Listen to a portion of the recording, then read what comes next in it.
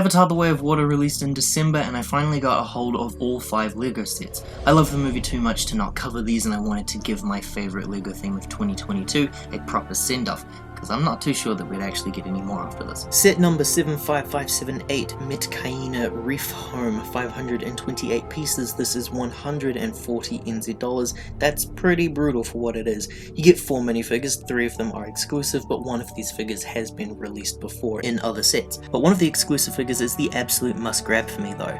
The Reef home also acts as the main establishment for the Sully clan. Here's your small Pandora build, which is a little piece of ground. It's very pink. You also get a small little boat, which is a neat inclusion since I wouldn't expect something like this from the Avatar line. It's a little fishing dinghy. The Reef is a display of the home, plus essentially a boardwalk area and some underwater life as well.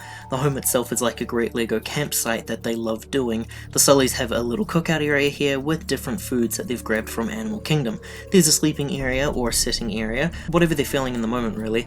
Below them is the Reef section, which I really like this little building technique they have here, but it doesn't translate all that well. They've made it look as though it's above water by putting this on a lighter blue plate and having the ground beneath them be a darker colour. It gives off that illusion that it's above water, but I don't think it quite captures that look all that well. I think it's just an impossible reach.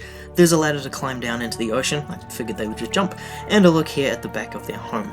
They have these shade sails up for their roof, which is the same material as the wings for the creatures of Pandora, at least in LEGO. I do enjoy sets like this, including translations like this, because these shade sail type things are a rarity among these themes, same when they do it for like tents and stuff.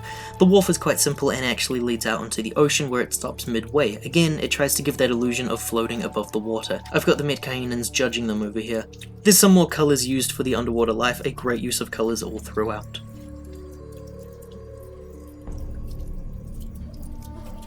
Neytiri is only featured in one set this time round, much like her husband. She reuses the same legs as usual, and the hair is the same as her son's, I think. Ish. Simple printing on her chest, and she includes a torch. Kitty and Loak are my favourite characters of the new movie, so I was very excited at these figures the most.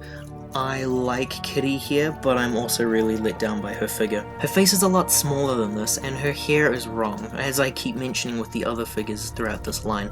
I like it based on principle of that character, but I don't like the figure's depiction itself. It just looks way too much like her sister, and they both have very clear distinctions to me, so they shouldn't look so close to each other.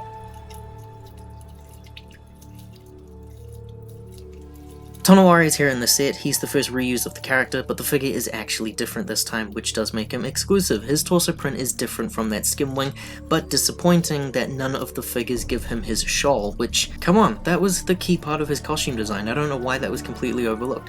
He appears the same as the other figure released in the skim wing otherwise.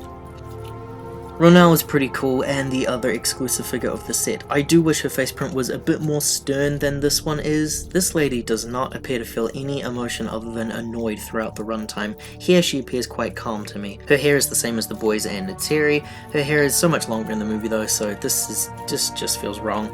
Interesting prints on her torso and legs. I appreciate the inclusion of that character.